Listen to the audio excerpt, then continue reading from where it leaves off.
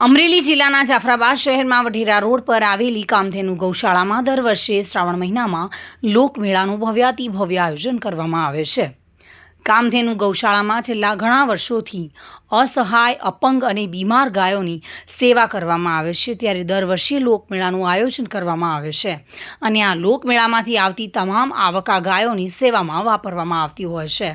તેથી જ કામધેનુ ગૌશાળા દ્વારા દરેક લોકોને આ મેળામાં વધુમાં વધુ લાભ લેવા માટે જણાવવામાં આવે છે. આ લોકમેળાના ઉદ્ઘાટન પ્રસંગે કોળી જ્ઞાતિના પ્રમુખ સ્વ કરણભાઈ બારૈયાના દિવ્ય આત્માને શાંતિ મળે તે માટે 2 મિનિટનું મૌન પાળવામાં આવ્યું હતું.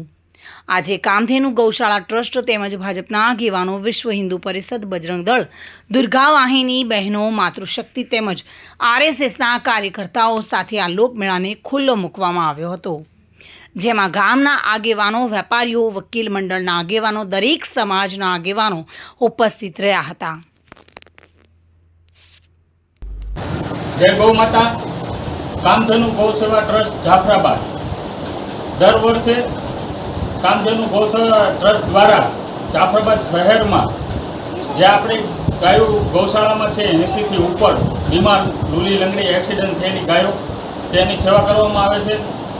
ગૌશાળાના લાભાર્થે દર વર્ષે GHL ગ્રાઉન્ડમાં ગૌશાળાની પાછળ જન્માષ્ટમીનો ભવ્ય લોકમેળાનું આયોજન કરવામાં આવે છે.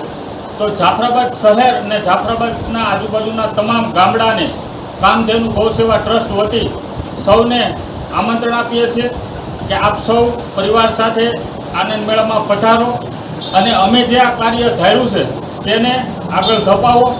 ત્યારબાદ આ ગૌશાળાના મેળામાં GHL જે એમનું દર વર્ષે ગ્રાઉન્ડ આપે છે, તો GHL કંપની, નગરપાલિકા સ્ટાફ, મામલતદાર સ્ટાફ, પછી GAB વાળા અને કલેક્ટર ઓફિસ સર્વનો કામધેનુ ગૌસેવા ટ્રસ્ટ વતી અમે આભાર માનીએ છીએ.